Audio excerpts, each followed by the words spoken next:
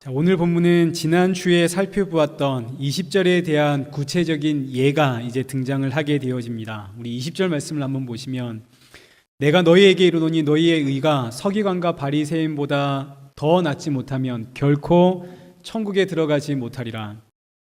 서기관과 바리새인의 의는 율법으로 흠이 없는 의입니다.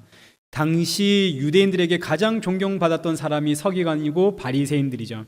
하나님을 얼마나 사랑을 했는지 성경에 기록되어 있는 하라 하지 마라에 대한 말씀, 이 613가지인데 이 모든 명령을 단 하나도 어기지 않고 살아갔던 사람들, 정말로 하나님을 위해 살아갔던 사람들이 이 서기관이고 바리새인들이고 이들의 의로움은 모든 사람들의 칭송의 대상이 되었습니다. 그런데 예수님께서는 유대인들을 향해서 서기관과 바리새인의 의보다 더 나은 의가 없으면 천국에 갈 수 없다 하시는 거죠. 천국에 가기 위해선 서기관과 바리새인보다 더 나은 의가 필요한데 그러면 대체 누가 천국에 갈 수 있습니까? 서기관과 바리새인보다 더 나은 의, 이게 어떻게 만들어야 한단 말입니까? 그래서 예수님께서 이제 이 6가지의 구체적인 예를 들어가면서 서기관과 바리새인보다 나은 의라는 것이 무엇인지를 우리에게 설명해 주는데 오늘 우리가 읽은 본문은 그 첫 번째 살인하지 말라라는 계명입니다. 살인하지 말라는 이 계명을 통해서 서기관과 바리새인보다 더 나은 의란 무엇인가 이걸 이제 오늘 우리가 살펴볼 텐데 서기관과 바리새인보다 더 나은 의란 결국은 율법을 지켜내는 삶을 의미합니다. 하나님의 말씀을 있는 그대로 받아서 지켜내는 것이 서기관과 바리새인보다 더 나은 의죠. 근데 문제는 지금 이 서기관과 바리새인들은 율법을 있는 그대로 지켜내고 있거든요. 서기관과 바리새인들이 율법을 해석하고 있는 그대로 지켜내는 것과 예수님께서 해석해서 지켜내는 것이 완전히 다르다는 이야기입니다.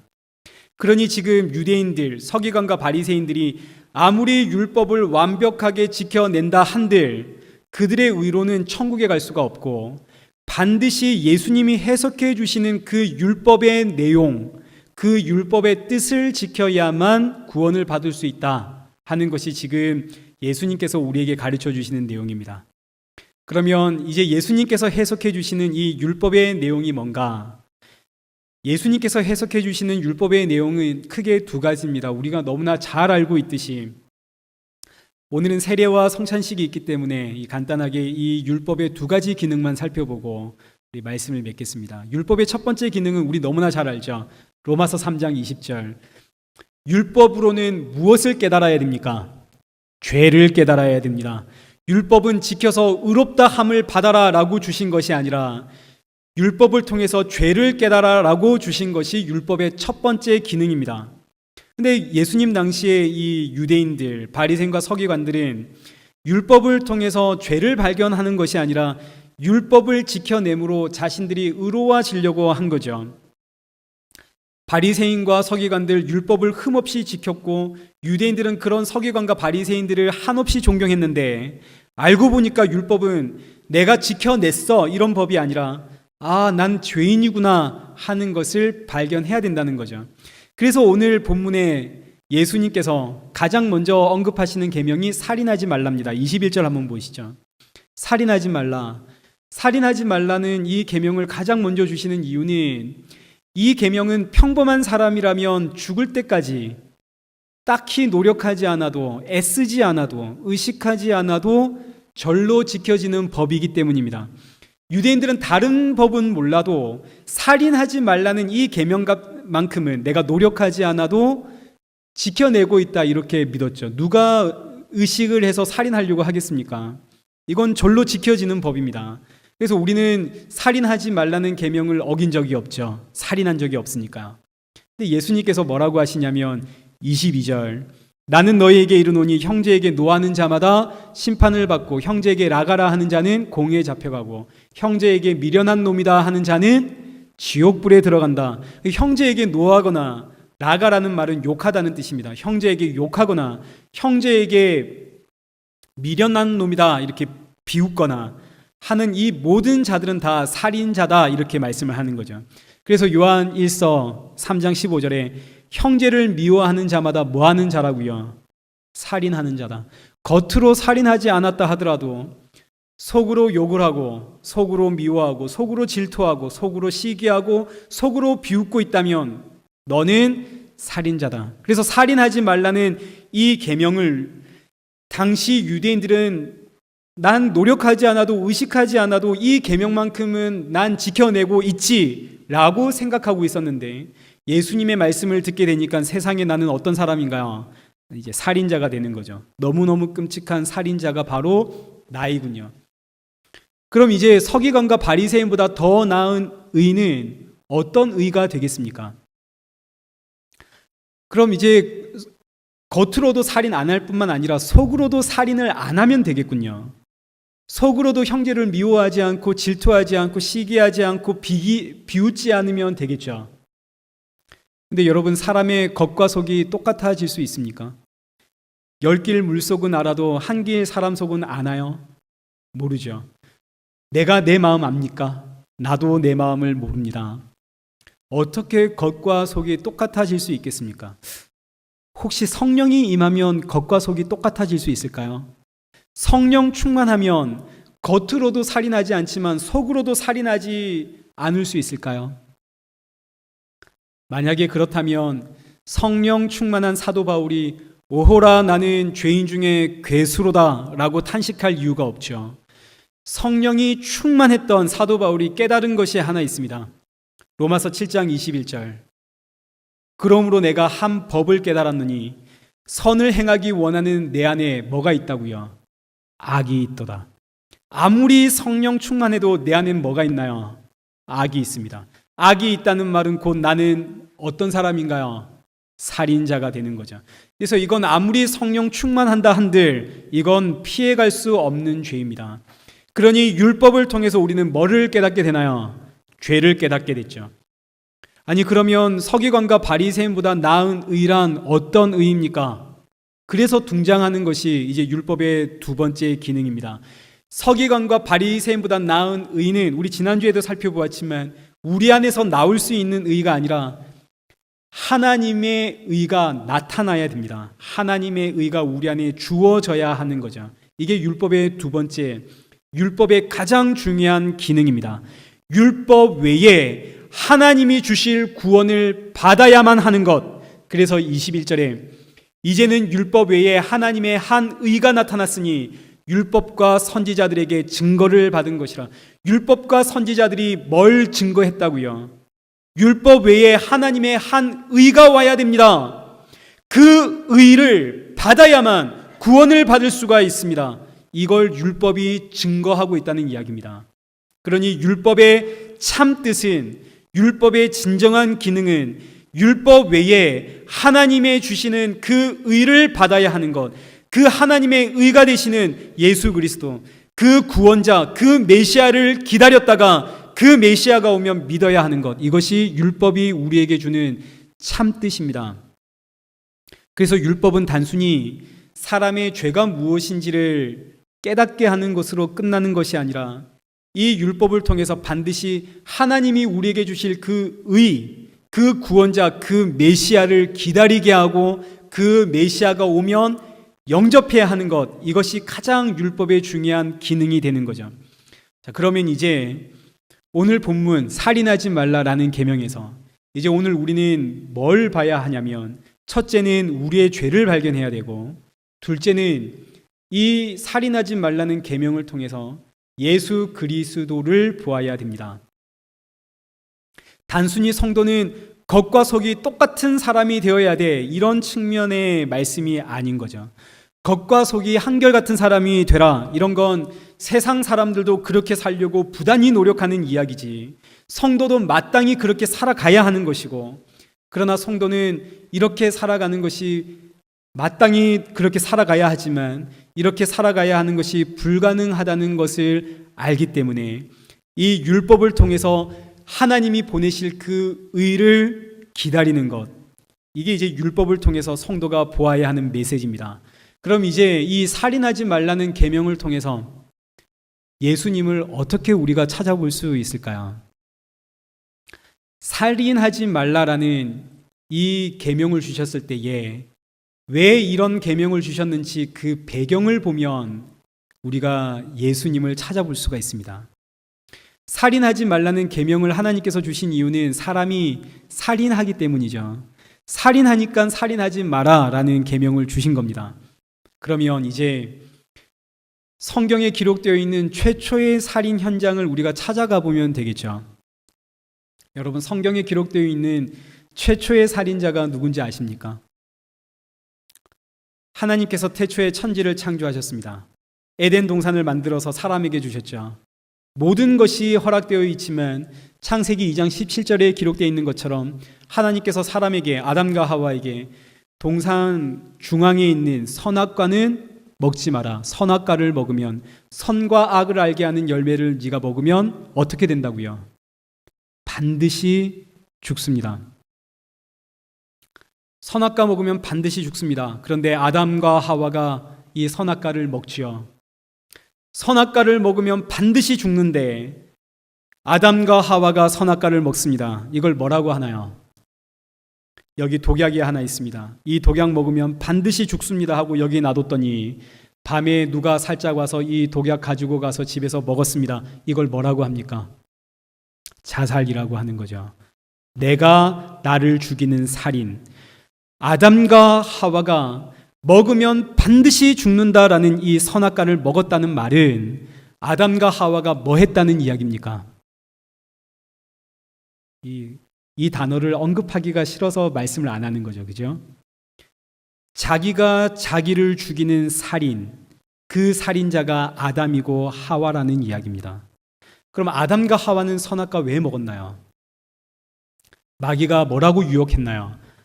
창세기 3장 5절에 선악과 먹으면 너도 누구처럼 될 거야? 하나님처럼 될 거야. 아담과 하와가 선악과를 먹은 이유는 나도 하나님처럼 될 거야. 다른 말로 하나님 앞에서 독립을 선언한 사건이 선악과 사건이죠. 하나님은 생명입니다. 그런데 이 생명으로부터 독립을 선언한 것이 선악과. 이게 뭔가요? 내가 나를 죽이는 살인입니다. 하나님 필요 없어. 내가 하나님이 될래. 그래서 아담과 하와는 생명이 없이 살아보겠다고 스스로를 죽이게 되는 최초의 살인자가 되는 거죠. 그래서 이 아담과 하와의 후손들은 전부 다 태어날 때부터 자기 자신을 죽이는 살인자로 태어납니다. 이 땅의 모든 사람들은 전부 다 내가 하나님이 되어서 하나님이 필요 없는 살인자로, 생명이 필요 없는 스스로 나를 죽이는 살인자로 태어나 살아가는 거죠. 이 내용을 고린도전서 15장 21절에 이제 이렇게 설명을 합니다. 사망이 한 사람으로 말미암았으니 아담 안에서 모든 사람이 어떻게 되었습니까? 죽었죠.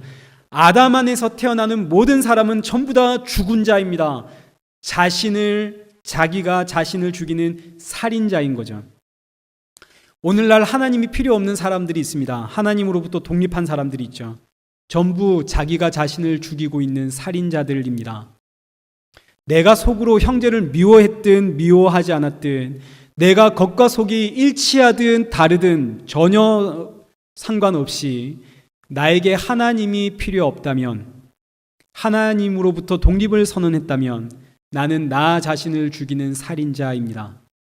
그러니 구약에서 살인하지 마라 라는 이 계명의 참뜻은 생명이신 하나님을 떠나지 마라 라는 뜻입니다. 생명이신 하나님으로부터 떠나면 이게 뭔가요? 살인이죠. 내가 나를 죽이는. 그러니 살인하지 마라 이 말은 너 하나님으로부터, 너 나로부터, 이 생명으로부터 떠나지 마라. 하나님으로부터 떠나지 마라 라는 뜻입니다. 그럼 지금 유대인들 한번 보시죠. 지금 유대인들은 하나님을 떠났나요? 아니면 하나님을 사랑하여 목숨 다해 이 계명을 지키고 있나요? 하나님을 너무나 사랑해서 목숨 다해 율법을 지켜내고 있죠.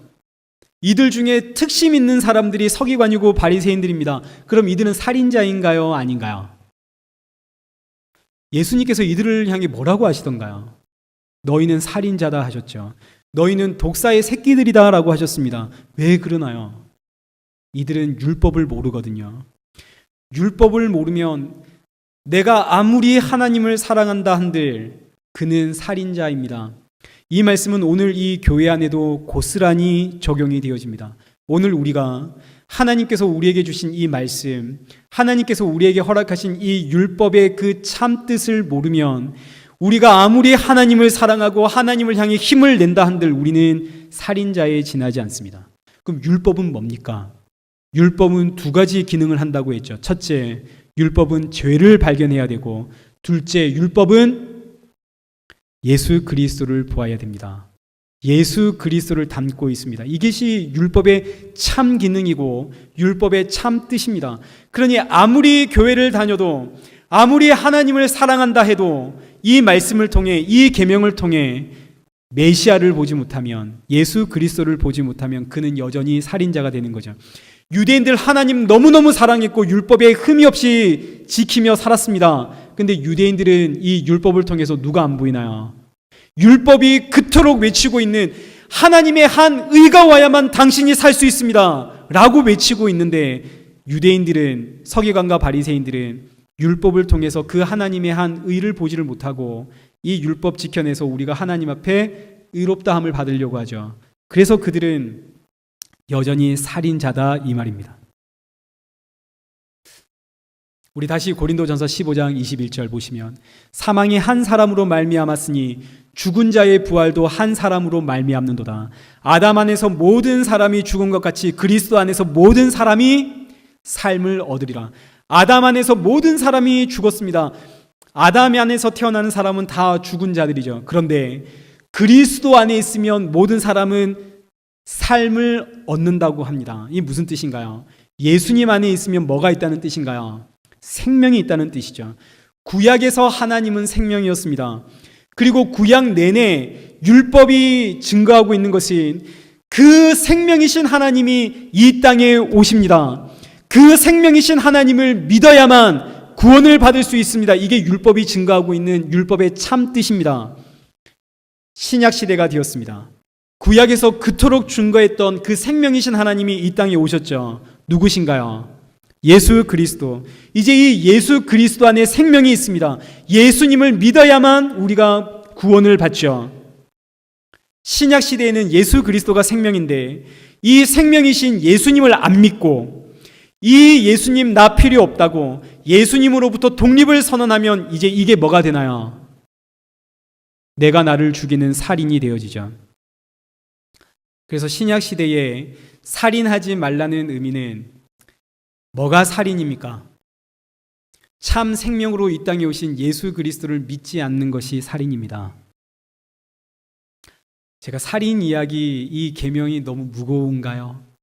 다들 표정도 어두우시고. 그래서 율법은, 구약의 생명은 하나님 안에 있었습니다. 그런데 그 생명이신 하나님이 이 땅에 오셨습니다. 생명을 가지고 이 땅에 오신 하나님, 곧 예수 그리스도. 그래서 율법이 하는 역할이 뭐냐면 구약의 생명이신 하나님을 신약의 생명이신 예수 그리스도로 전환시켜 주는 것이 율법의 가장 중요한 역할이고 율법의 참 뜻이고 참 내용입니다. 생명이신 하나님이 이 땅에 오셨는데 그분이 바로 예수 그리스도입니다. 그분을 믿어야만 구원을 받습니다 하는 것이 율법의 참 뜻입니다. 그래서 예수님을 믿는 것이 율법을 지켜내는 것이죠. 이 율법을 통해서, 구약의 율법을 통해서 우리가 보아야 하는 것은 생명으로 이 땅에 오신 하나님 예수 그리스도. 그렇다면 살인하지 말라라는 이 계명이 예수 그리스도를 믿지 않는 것이 살인이구나 라는 사실을 우리가 알았다면 이제 오늘 우리가 읽은 본문 21절부터 22절까지의 이 해석이 이제 완전히 달라지는 거죠. 그동안에는 살인하지 마라 이 계명을 가지고 우리가 어떻게 생각을 해왔냐면 형제에게 노하는 자도 살인자이고 형제에 대해서 욕하는 자도 살인자이고 형제에 대해서 미련한 놈이다 라고 비웃는 사람도, 험담하는 사람도 살인자이고 내 마음속으로 악한 생각을 하는 게 다 살인이구나 라고 생각을 해왔는데 이제는 예수님을 안 믿는 것이 살인이구나 하는 걸 알았습니다. 그럼 이제 이 말씀들, 형제에게 노하는 자는 심판을 받게 되어지고, 형제에게 라가라 욕하는 자는 공에 잡혀가고, 형제에게 미련한 놈이다 하는 자는 지옥불에 간다는 이 말씀이 단순히 내 형제, 내 이웃, 내 가족에 대한 이야기가 아니구나 하는 걸 우리가 이제 알아야 됩니다. 이 말씀의 이해를 돕기 위해서 성경에 기록되어 있는 두 번째 살인자를 찾아가 보겠습니다. 아담과 하와는 자신이 자기를 죽이는 최초의 살인자였고, 지금 살펴볼 두 번째 살인자 가인은 상대방을 죽인 최초의 살인자입니다. 창세기 4장 2절 보시죠. 가인과 아벨이 나오는데, 가인과 아벨은 형제입니다. 둘은 형제. 형 가인은 농사를 짓는 사람, 동생 아벨은 양을 치는 사람. 근데 3절에 기록되어 있는 것처럼 어느 날 가인은 땅의 소산으로 농작물을 가지고 제물 삼아서 하나님께 제사를 드렸고, 아벨은 양의 새끼와 그 기름을 가지고 하나님 앞에 제사를 드렸는데, 세상에 하나님께서 가인, 형의 제사는 받지 않고 동생 아벨의 제사만 받았습니다. 그 이유가 뭘까요? 히브리서 11장 4절 말씀을 보니까 아벨은 뭐로 제사를 드렸나요? 믿음으로 제사를 드렸죠.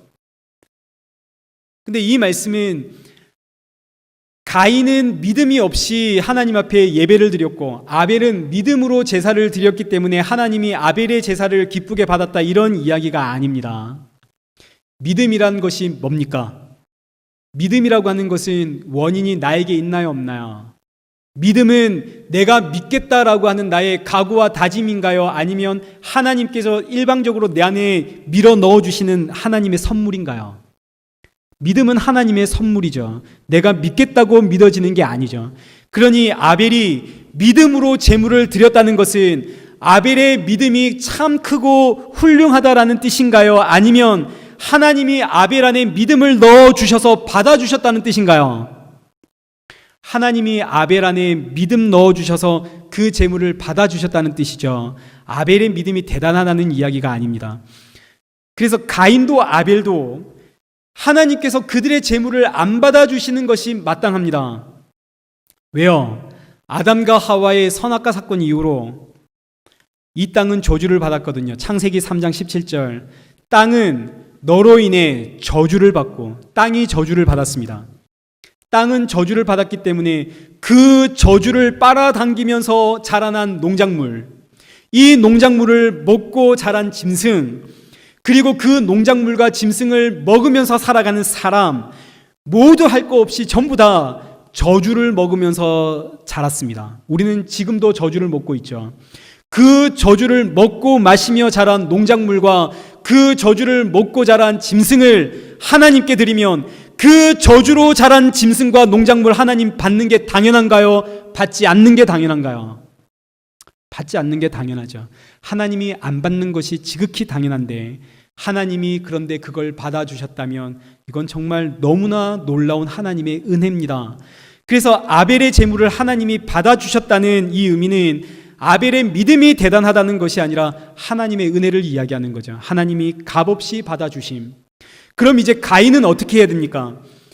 가인은 하나님이 가인의 제물을 안 받아주셨을 때에, 하나님, 저의 제물은 하나님이 안 받아주시는 것이 마땅합니다 라고 하나님 앞에 엎드리는 것이 마땅한데, 가인은 어떻게 나오나요? 하나님이 왜 나의 제물은 안 받아주신단 말인가 하는 것에 분노하죠. 나는 동생보다 더 열심히 일했고, 나는 더 정성을 다해 하나님께 제사를 드렸는데, 나는 의인인데 왜 나보다 못한 동생의 제물을 하나님이 받아주시고 왜 나의 제물은 하나님이 안 받아주신단 말인가? 분노가 일어나서 동생을 돌로 쳐 죽였습니다. 지금 이게 누구의 이야기인가요? 유대인과 예수님의 이야기죠. 이게 지금 유대인과 예수님의 그림자입니다. 아벨은 구약에서 예수님을 상징하는 모형입니다. 예수 그리스도의 그림자가 아벨이죠. 다시 우리 창세기 4장 4절 말씀을 한번 보시면, 아벨은 어린 양과 그 기름으로 하나님 앞에 제사를 드리는데, 구약 성경에서 어린 양은 항상 누구를 상징하고, 예수 그리스도를 상징하고, 기름은 메시아라는 뜻입니다. 기름이라는 것 자체가 메시아, 구원자.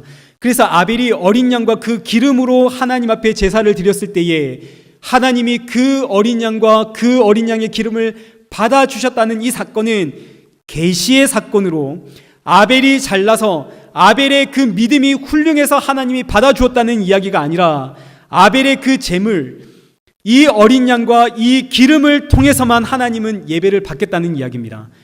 하나님은 오직 하나님의 어린 양과 그 어린 양의 기름만을 가지고 나는 제사를 받겠다. 나는 예수 그리스도를 통해서만 제사를 받겠다, 예배를 받겠다라는 계시의 사건입니다. 예수 그리스도라는 제물, 예수 그리스도의 기름, 곧 십자가에서 흘리신 예수 그리스도의 살과 피를 의미하는 거죠. 예배를 어떻게 드려야 되는지를 보여주고 가르쳐주는 계시의 사건이지 아벨의 믿음의 사건이 아닙니다. 오늘 우리가 하나님 앞에 예배를 드릴 때에 아무리 정성을 다해서 아무리 온 마음과 정성과 충성과 헌신을 다해 이 예배를 드린다 하더라도 하나님은 우리의 이 모습 보고 이 예배 받으시는 것이 아니라 오직 예수 그리스도의 살과 피, 하나님 나는 예수 그리스도의 살과 피가 아니면 안 됩니다 하고 그 예수님의 살과 피를 붙잡고 있을 때에 하나님께서 그 제사, 그 예배를 받아주신다는 의미입니다. 가인과 아벨은 형제죠. 아벨은 예수 그리스도를 상징합니다. 가인이 형제인 아벨을 죽였습니다. 왜 죽였나요?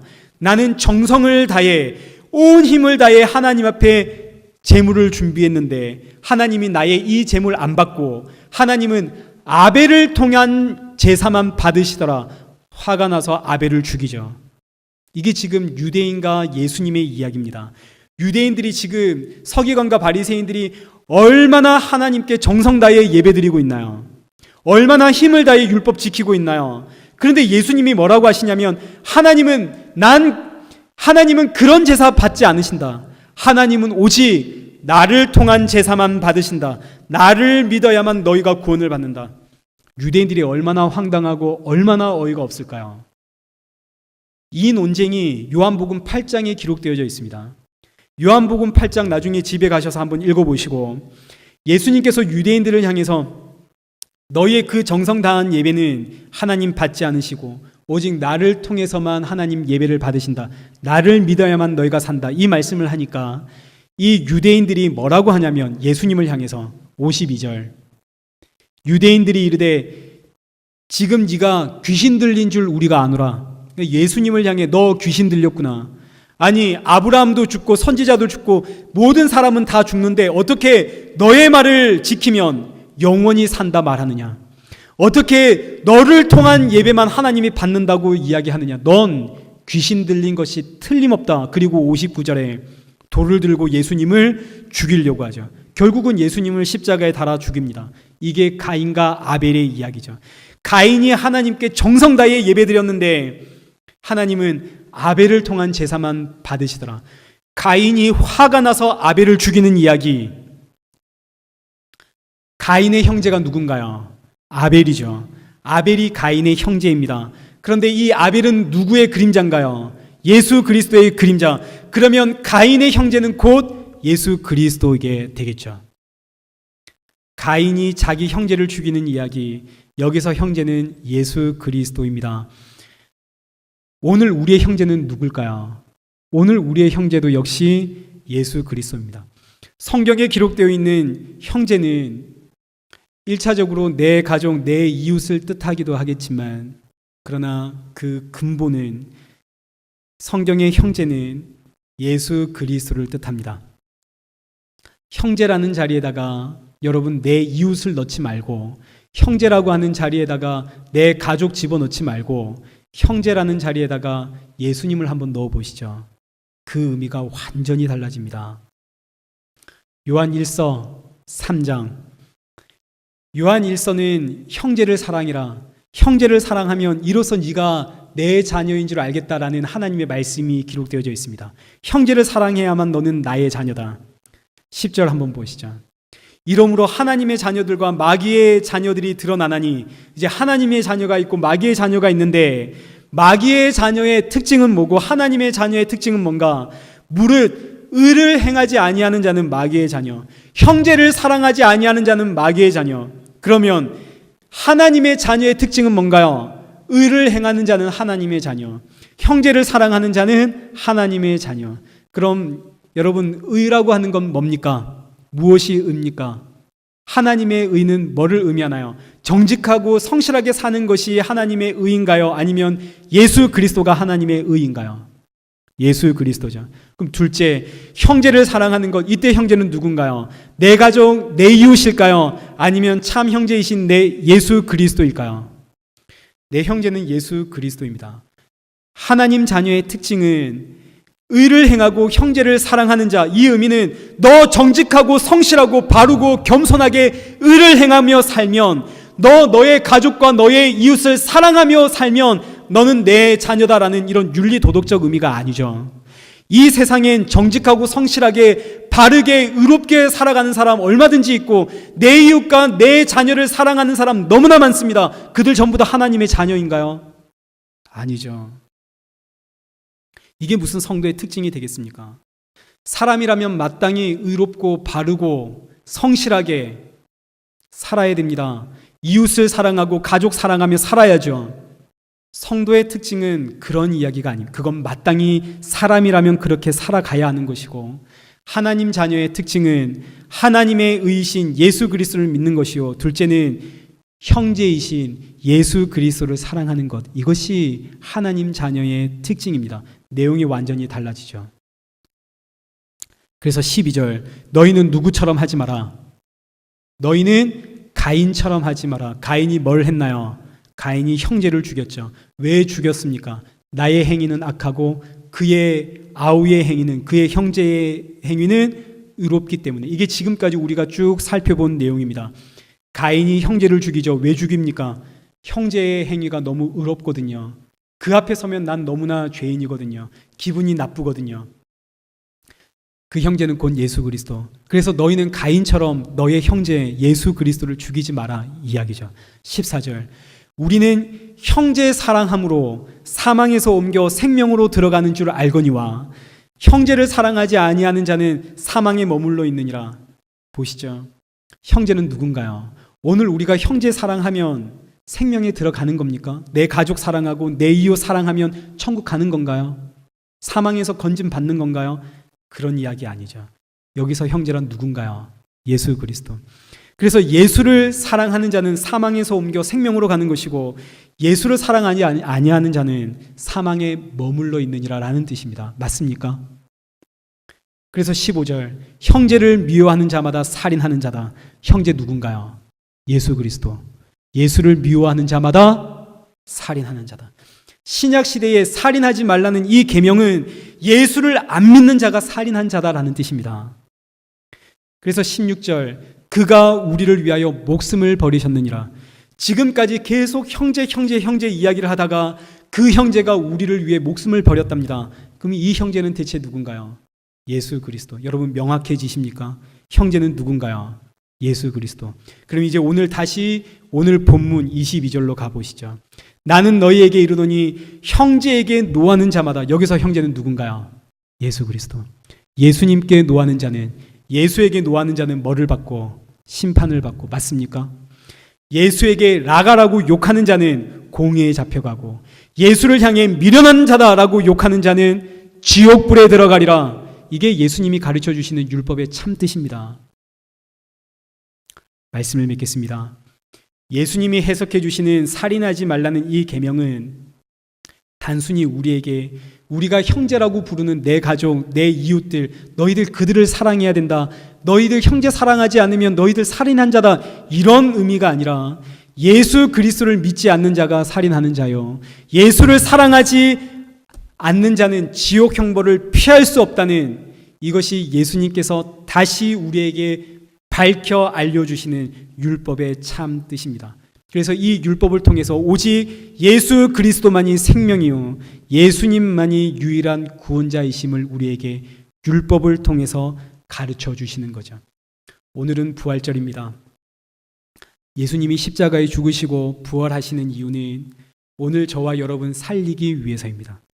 십자가에서 지키신 예수 그리스도의 살과 십자가에서 쏟으신 그 예수 그리스도의 피를 통해서만, 오직 예수님을 통해서만 하나님은 저와 여러분을 받으십니다. 그 예수님의 살과 피를 붙잡고 나아갈 때 하나님이 너는 나의 자녀다 하시는 것이고, 그 예수 그리스도의 십자가의 그 살과 피를 붙잡게 되는 것 자체가 하나님이 우리에게 부어주신 은혜이고 믿음이 되는 거죠. 우리의 형제는 예수님이시고, 그래서 예수를 사랑하는 자가 하나님 사랑, 이웃 사랑이라는 그 모든 계명을 완벽하게 지키는 자가 되어집니다. 내가 이웃 사랑하는 것은 당연한 것이고, 내가 하는 이웃 사랑으로는 율법 지켜낼 수 없습니다. 내가 하는 하나님 사랑으로는 이웃 사랑할 수 없습니다.